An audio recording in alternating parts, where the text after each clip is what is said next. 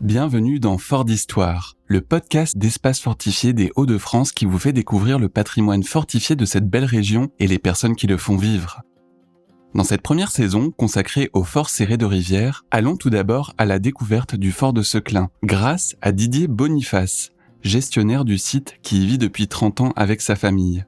Les questions ont été préparées et posées par les élèves du collège Jean de Mailly de Seclin. Bonne écoute. Didier Boniface, conservateur du fort de Seclin. Il a été construit vers 1880. Donc il est très actif jusqu'à la Première Guerre mondiale. Mais il avait été déclassé, comme beaucoup de forts, parce que l'armée avait décidé que ce fort-là n'était pas stratégique, c'est-à-dire il ne pouvait pas vraiment servir au combat.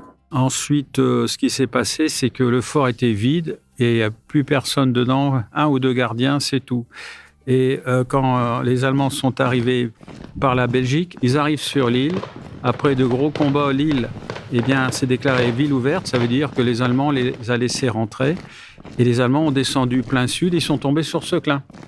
Mais ils savaient très bien que le fort n'était pas occupé.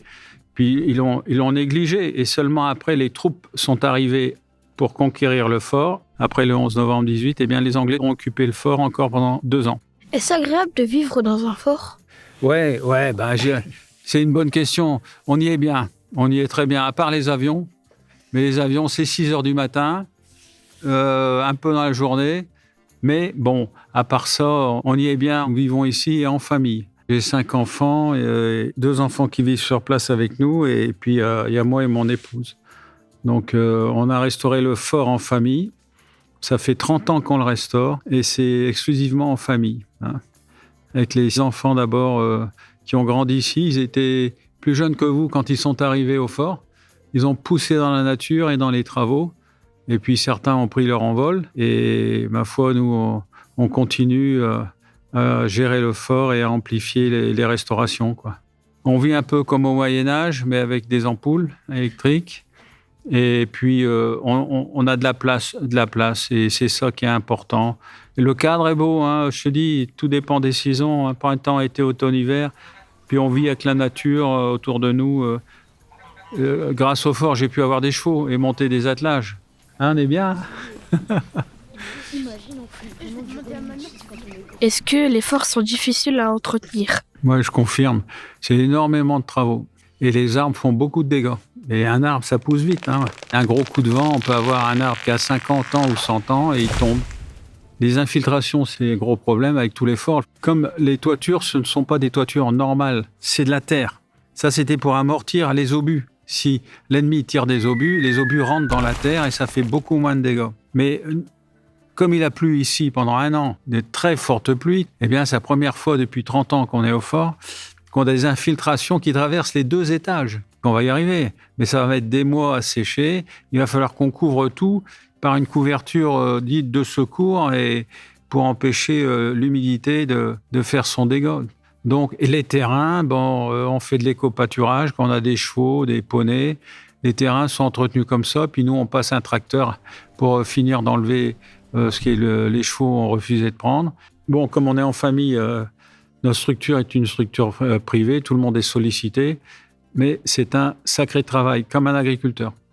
Est-ce que des films ont déjà été tournés dans les forts ? Au fort, oui, là, on en est à au moins 6 films qui ont été tournés. On a eu Voyage de la veuve, on a eu un film aussi sur la guerre de 14, et on loue du matériel. Comme ça fait rentrer de l'argent pour le fort. On a eu donc des films historiques et le dernier en date, c'est Germinal. T'as tout un staff. Ils sont restés 6 mois au fort. Vous vous rendez compte ? Il y a eu 2 ou 3 mois de tournage seulement et tout le reste du temps, c'est de la préparation, de la déco et après retirer tout et donner le petit coup de balai à la fin pour qu'on se quitte bons amis, quoi. Pourquoi il y a du gazon sur les toits ? L'herbe repousse naturellement, garçon.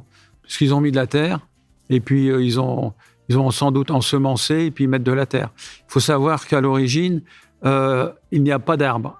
Il ne faut pas d'arbres. Les racines creusent et s'infiltrent dans les briques, les disjointent, les éclatent, et pour finir, l'eau rentre. Donc, il ne faut pas d'arbres.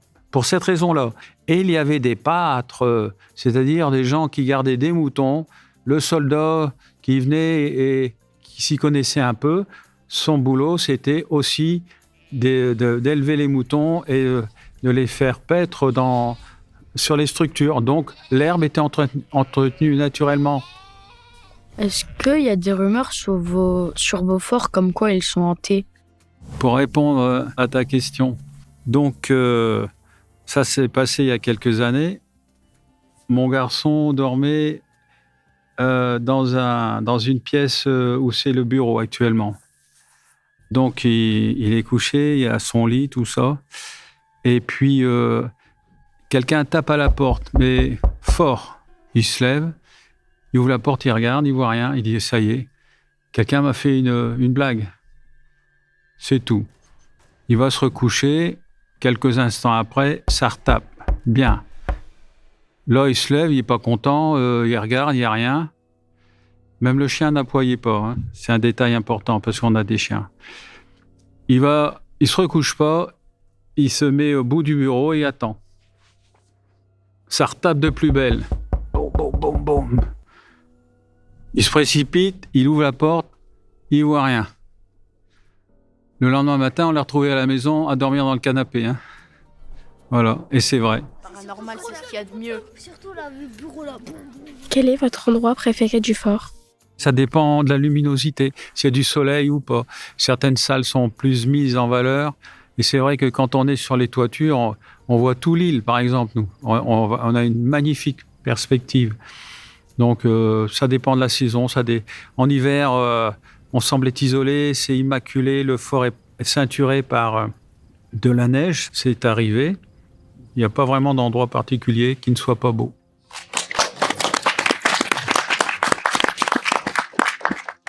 Alors les enfants, qu'est-ce que vous en avez pensé? Moi, j'aimerais bien revenir potentiellement pour un prochain Halloween. Moi, j'aimerais bien revenir avec mes parents. Rien qu'à voir la façade, j'aime bien. Merci pour votre écoute. Si cet épisode vous a plu, nous vous encourageons à lui donner 5 étoiles sur votre application de podcast, le commenter et le partager autour de vous. Pour plus d'informations sur le fort de Seclin, rendez-vous sur le site et les réseaux sociaux du fort. Retrouvez-nous au prochain épisode sur un autre fort serré de rivière, le fort de Condé. Les journées des espaces fortifiés ont lieu chaque année le dernier week-end d'avril dans toute la région Hauts-de-France et sont un moment privilégié pour découvrir ces lieux uniques et remplis d'histoire. Cet épisode a été financé par le département du Nord et l'association des espaces fortifiés, la région Hauts-de-France, les départements du Pas-de-Calais et de la Somme, ainsi que le ministère de l'Éducation nationale et de la jeunesse. Il a été réalisé avec la collaboration du Studio Flamboyance, du Collège Jean de Mailly, du Fort des Dunes, du Fort de Seclin et du Fort de Condé.